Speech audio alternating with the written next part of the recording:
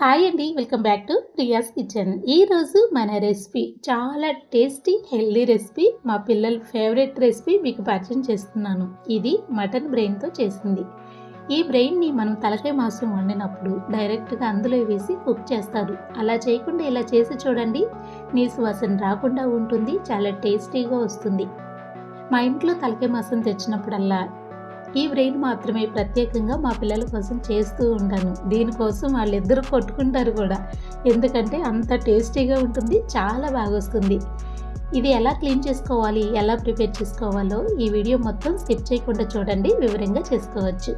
ఈ బ్రెయిన్ని నేను ఆల్రెడీ ఒక 2-3 సార్లు వాటర్లో క్లీన్ చేశాను. వాటర్లో క్లీన్ చేయటమే కాకుండా దీనిపైన 1 టేబుల్ స్పూన్ సాల్ట్ వేసుకుని వేడుగున్న నీళ్లు ఈ బ్రెయిన్ పైన ఇలా పోసుకోవాలి. ఇప్పుడు చెయ్యి పెట్టి స్మూత్గా క్లీన్ చేసుకోవాలి. వేడి నీళ్లు మీరు చెయ్యి పెట్టగలిగేంత వేడి ఉండేటట్టు చూసుకోండి. ఆ నీళ్లు వంపేసుకుని ఇలా 2-3 సార్లుగా ఈ వాటర్ పోసుకుంటూ స్మూత్గా క్లీన్ చేసుకోవాలి. ఇలా క్లీన్ చేయటం వల్ల ఈ బ్రెయిన్ వాసన రాకుండా ఉంటుంది. ఇప్పుడు కుక్ చేసేటప్పుడు కింద ఉన్న గిన్నెలో 1 లీటర్ వరకు వాటర్ పోసి పైన ఇలా రంధ్రాలు ఉన్న గిన్నెని సెట్ చేసుకోవాలి. ఇలా గనక మీకు లేదనుకోండి, ఇడ్లీ పాత్ర రేకును కూడా మీరు తీసుకోవచ్చు. ఆ రేకు పైన ఇలా చక్కగా ఈ బ్రెయిన్ని పెట్టేసి మూత పెట్టి ఫ్లేమ్ని మీడియంలో ఉంచి ఒక 3 నిమిషాలు మీరు కుక్ చేశారు అంటే కింద ఉన్న వాటర్కి ఈ బ్రెయిన్ చక్కగా కుక్ అవుతుంది. ఇది కుక్ అయిందని మీకు తెలియాలి అంటే మూత తీసిన తర్వాత ఒక్కసారి చెక్ చేసుకోండి. మనం చేత్తో ఇలా టచ్ చేస్తే ఈ బ్రెయిన్ కాస్త గట్టిపడుతుంది. ఇలా గట్టిపడిన బ్రెయిన్ని మనం కట్ చేసుకోవడానికి పీసెస్ కింద చక్కగా వస్తుంది. ఇప్పుడు ఇది పక్కన పెట్టేసుకుని స్టవ్ పైన మరొక ప్యాన్ పెట్టుకుందాం. ప్యాన్ హీట్ అయిన తర్వాత ఇందులోకి కొద్దిగా ఆయిల్ యాడ్ చేసుకోవాలి. ఆయిల్ కొంచెం ఎక్కువ పడుతుందండి. ఆయిల్ యాడ్ చేసిన తర్వాత ఇందులోకి 1 టేబుల్ స్పూన్ ఫ్రెష్ది యాడ్ చేసుకున్నారు అంటే చాలా బాగుంటుంది. పచ్చి వాసన పోయి లైట్గా ఫ్రై అయ్యేంత వరకు ఇలా కలుపుకుంటూ 1 నిమిషం పాటు ఫ్రై చేసుకోవాలి. ఈ బ్రెయిన్లో మనం ఆనియన్ యాడ్ చేయము, పచ్చిమిరకాయలు కూడా యాడ్ చేయము.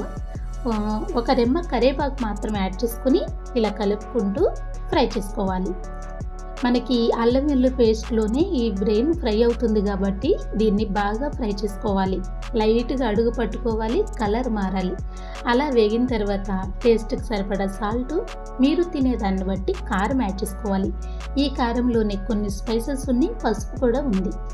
వీటిని చక్కగా బాగా వేగనివ్వాలి. ఇలా వేగిన తర్వాత ఇప్పుడు ఇందులోకి కొద్దిగా మిరియాల పొడి, కొద్దిగా గరం మసాలా యాడ్ చేసుకుని బాగా కలుపుకోవాలి.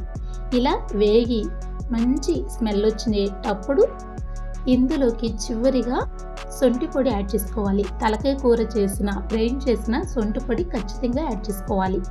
ఇప్పుడు బాగా కలిపిన తర్వాత కట్ చేసుకున్న పీసెస్ని యాడ్ చేయాలి. మనం ముందుగా బ్రెయిన్ ఉడికించుకున్నాం కదా, పీసెస్ కట్ చేస్తే చూడండి ఇలా వస్తాయి.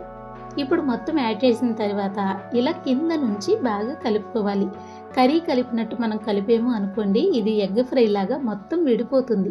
అలా కాకుండా చక్కగా ఇలా కలుపుకోవాలి. ఇలా కలుపుకుంటూనే ఫ్లేమ్ని సిమ్లో ఉంచుకుని 1 నిమిషం పాటు మరలా దీన్ని బాగా వేగనివ్వాలి. మనం యాడ్ చేసిన ఫ్లేవర్స్ అన్నీ ఈ బ్రెయిన్కి చక్కగా పట్టుకుంటే చాలా టేస్టీగా కూడా ఈ ఫ్రై వస్తుంది. ఈ ఫ్రై మనం వేపేటప్పుడు లైట్గా నొగరొస్తుంది. ఆ నొగర తగ్గేంత వరకు ఫ్రై చేసుకోవాలి. తర్వాత ఇందులో చాలా సన్నగా కట్ చేసుకున్న కొంచెం కొత్తిమీర యాడ్ చేసుకుని మరొక నిమిషం పాటు ఫ్రై చేసుకుని స్టవ్ ఆఫ్ చేసుకోవాలి. ఇలా మీరు ఫ్రై చేసి చూడండి, నీసు వాసన అనేది రాదు, చాలా టేస్టీగా ఉంటుంది. ఇది రైస్లోకైనా రోటీస్లోకైనా చాలా బాగుంటుంది. నేను స్టవ్ ఆఫ్ చేసిన తర్వాత మీకు చూపిస్తున్నా చూడండి, చాలా సింపుల్గా ఇలా ప్రిపేర్ చేసుకోవచ్చు. ఈసారి మీరు బ్రెయిన్ తెచ్చినప్పుడు ఇలా చేసి చూడండి. ఇలా చేస్తే చాలా టేస్టీగా వస్తుంది. మీరు ట్రై చేసి టేస్ట్ చేసిన తర్వాత ఫీడ్బ్యాక్ ఇవ్వడం మర్చిపోవద్దు. మన వీడియో నచ్చితే తప్పకుండా లైక్ చేయండి, షేర్ చేయండి. Thank you.